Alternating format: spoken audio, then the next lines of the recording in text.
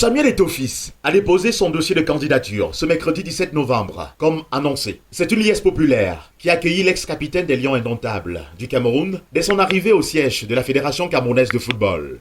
Entre annonces fortes et mises en garde, la presse a eu de quoi étoffer ses publications. Représenter toutes ces personnes qui sont là, je pense que si c'était un débat démocratique, vous verrez qu'il n'y aurait pas élection. J'ai suivi et là des débats qui disent Samuel viendra avec des millions pour acheter des gens, mais quelle insulte pour les délégués. Dites-moi, jusqu'à présent, il y a un seul candidat qui vous a présenté son projet. Ça veut dire que le camp en face n'a pas de vision, n'a pas de projet, alors on ne parle pas d'argent. Si on parlait d'argent, je ne serais pas venu avec un projet que je pense bon pour tous les Camerounais. En dehors de Samuel Eto'o-Fils, l'actuel président par intérim de la Fédération camerounaise de football reste un sérieux prétendant à ce poste, d'où ses propos orientés du quadruple ballon d'or africain. Je pense qu'avec tout ce que la fédération produit, on devrait avoir ce que les Camerounais méritent. Et comme je l'ai dit à Kinshasa, quand on échoue, on ne demande pas au professeur de tricher sur les notes. Il est impossible. Quand on échoue, on redouble. Ça veut dire qu'on n'a pas été bon. Donc, il n'y a pas de débat, il n'y a pas de proposition de premier vice-président. Je serai le prochain président de la fédération, malgré toutes les tricheries, parce que nous sommes passés, Thierry-Ndo, vous le savez, à 115, 111 délégués, à 76. Justement, Samuel. Mais même jusque-là, nous disons allons aux élections et que ces délégués prennent leurs responsabilités pour donner enfin l'occasion au football camerounais de devenir ce que ce football doit être. En plus du dossier de candidature de Samuel Eto'o-Fils, celui de Jean Crépin Nyamsi, expert en marketing et communication digitale, a été déposé jeudi, tout comme celui de Mabouan Kessat, l'ancien lion indomptable. La commission électorale a rendu public cette semaine les conditions à remplir pour être candidat au poste de président et de membre du comité exécutif de la FECAFOOT, rappelant par la même occasion les dates d'ouverture et de fermeture des dépôts de candidature, les 15 et 18 novembre respectivement. Le problème de double nationalité continue à alimenter les débats autour de la candidature de Samuel Eto'o-Fils. Il faudra attendre ce 24 novembre pour être fixé sur les candidatures retenues pour cette élection qui aura lieu le 12 décembre prochain.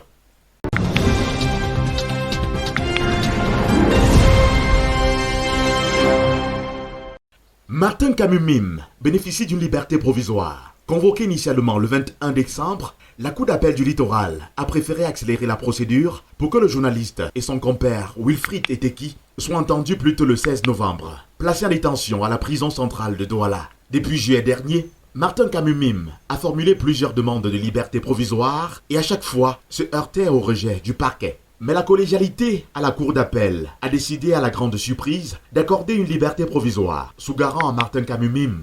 Wilfried Eteki, quant à lui, va rester en prison.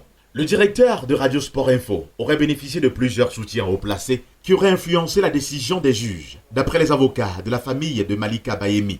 Rappelons que Martin Kamumim et Wilfried Eteki sont impliqués dans l'affaire de complicité d'atteinte à l'intimité de la vie privée et publication obscène débat sur les réseaux sociaux. L'affaire a éclaté en juin dernier lorsque les photos et vidéos de Malika Bayemi, âgée de 24 ans, entretenant des rapports sexuels dans le bureau de Martin Kamumim, ont fait le tour de la toile.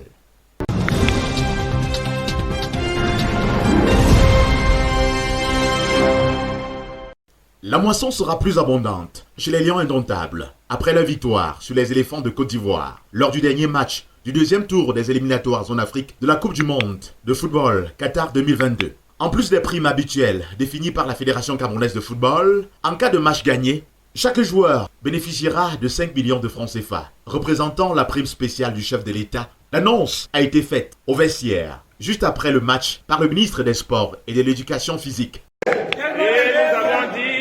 Que vous êtes en train d'écrire victoire et que victoire rime avec histoire et que victoire rime avec prime spéciale.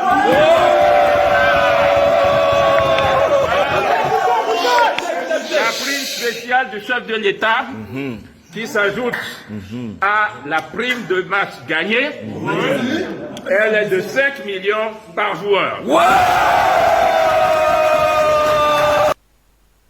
Après cette première étape, les poulains d'Antonio Conceição terminent en tête de leur poule avec 15 points, reléguant les Ivoiriens au second rang avec 13 points au compteur. S'adjugeant ainsi l'unique ticket mis en jeu dans ce groupe pour le troisième tour, appelé les barrages, qui se disputeront en match aller et retour. Et c'est au terme du tirage au sort, qui s'effectuera le 18 décembre prochain à Doha, au Qatar, que le Cameroun connaîtra son adversaire parmi les 9 autres équipes qualifiées que sont l'Égypte, le Maroc, le Sénégal, le Ghana, la République démocratique du Congo, l'Algérie, le Nigeria, la Tunisie et le Mali. Contrairement en Europe, où certains pays se sont directement qualifiés pour le mondial au thème du second tour. Toutes les équipes africaines passent obligatoirement par le barrage pour déterminer les 5 pays qui représenteront l'Afrique au mondial Qatar 2022.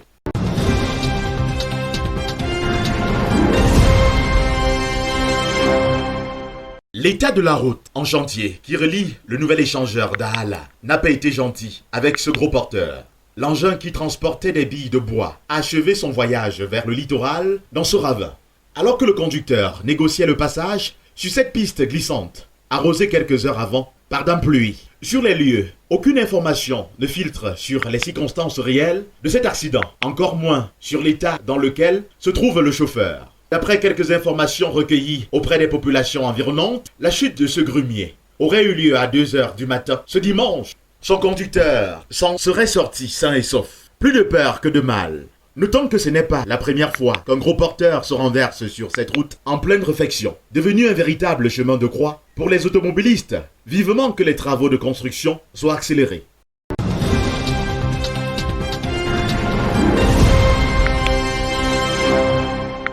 Kolmeseng, bientôt la fin du calvaire pour les populations de ce quartier situé dans l'arrondissement de Yaoundé 5e. Les travaux de réfection de cette route ont débuté ce lundi par la destruction des hangars et autres constructions situées sur l'axe des travaux. Grande curiosité, aucune résistance observée pendant la démolition. Les populations ont été informées bien longtemps à l'avance sur la date du début effectif de ces travaux.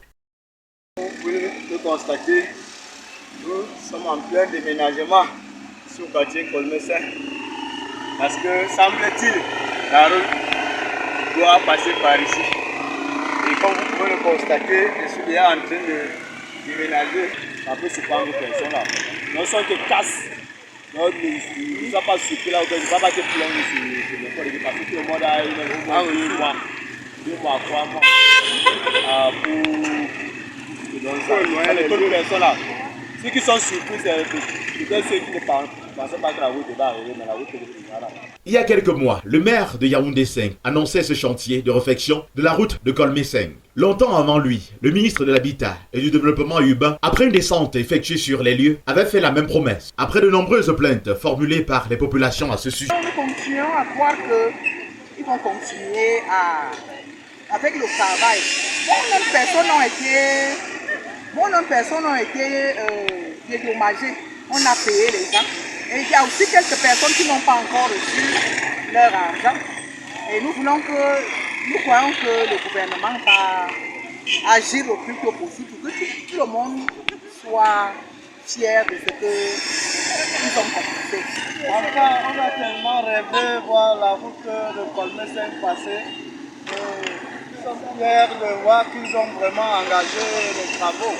Et c'est comme que la continuité soit bien, telle qu'ils ont commencé. Auparavant, c'était comme si c'était une blague, mais maintenant, là, on doit vivre cette route-là normalement, et ça doit se réaliser. C'est ce que nous, on veut vivre. Parce qu'il faut que la route passe même à 200 km. Aujourd'hui, Kolmeseng va renaître de nouveau, au grand bonheur des habitants de ce quartier.